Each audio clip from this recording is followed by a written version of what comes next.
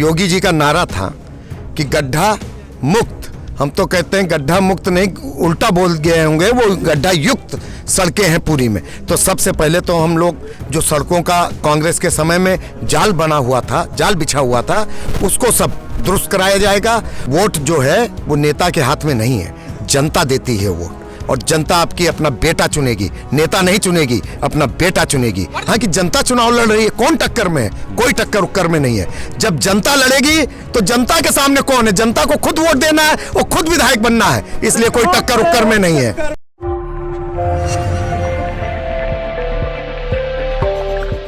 इस वक्त हम मौजूद हैं विधानसभा तिलोई में और हमारे साथ हैं कांग्रेस के प्रत्याशी प्रदीप सिंघल, जो मौजूदा समय में अमेठी जिला अध्यक्ष हैं। जब से इनका टिकट कंफर्म हुआ है, उम्मीदवार यहां से बने हैं, लगातार उसी दिन से डोर टू डोर कैंपेन इसका जारी है और लोगों के पास जा रहे हैं। हम लगातार देख रहे हैं कि घर घर लोगों के पास पहुंच रहे हैं।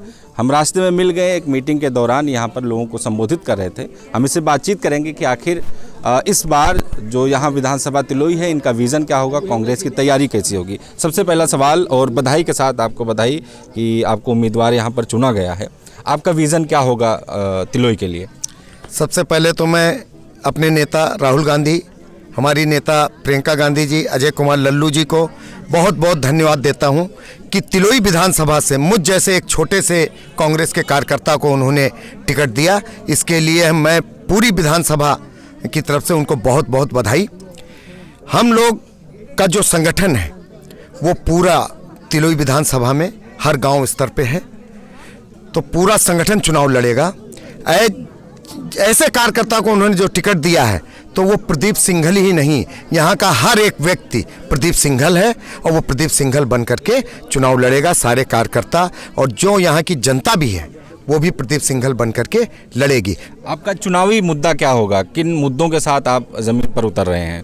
ज़मीन पे जिस तरह अस्पतालों में डॉक्टर नहीं है, सड़कें टूटी हुई हैं, सड़कों की तो तिलोई विधानसभा में वो हालत है कि जो इनका योगी जी का नारा था कि गड्ढा मुक्त, हम तो कहते हैं गड्ढा मुक्त नहीं, उल्टा बोल गए होंगे, वो गड्ढा युक्त सड़कें हैं पूरी में। तो सबसे पहले तो हम लोग जो सड़कों का कांग्रेस के समय में जाल बना हुआ था, जाल बिछा हुआ था, उसको सब दुरुस्त कराया जाएगा।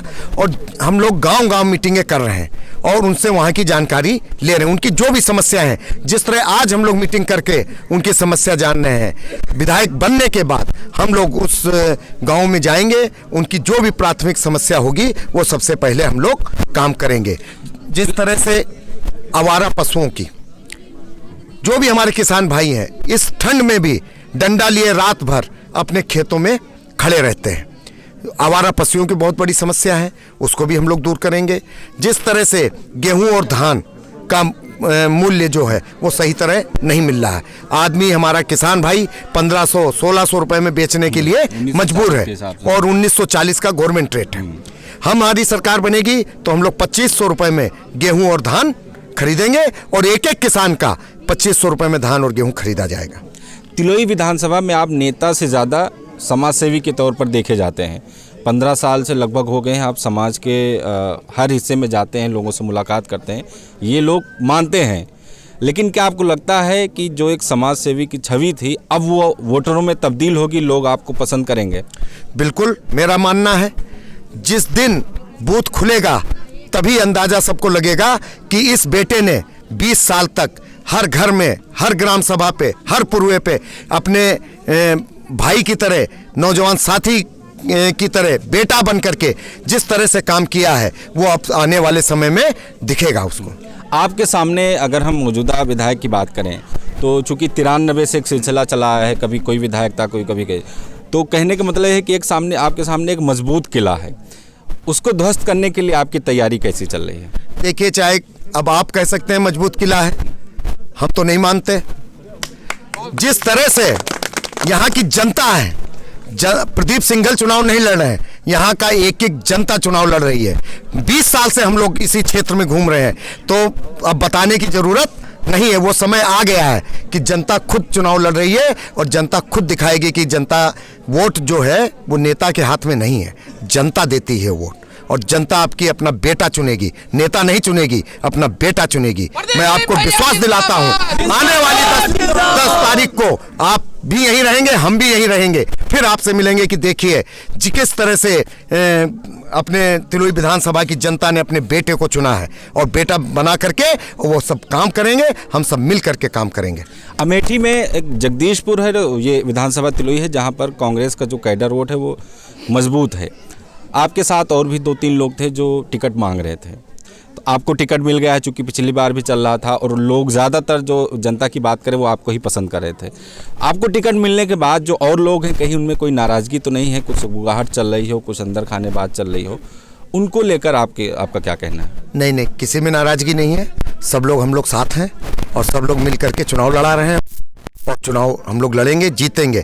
उसकी मिसाल भी हम आपको दे दें कि जब आचार संहिता लगी थी उसके 2 दिन पहले हम लोगों ने कांग्रेस की प्रतिज्ञा रैली की थी, जिसमें हम लोग सभी प्रत्याशीगण एक साथ एक वाहन पर एकत्र होकर के और करीब 500-700 गाड़ियों का एक शक्ति प्रदर्शन तिलोई विधानसभा में किया था, जिसमें हमारे सारे प्रत्याशी हम लोग साथ में थे।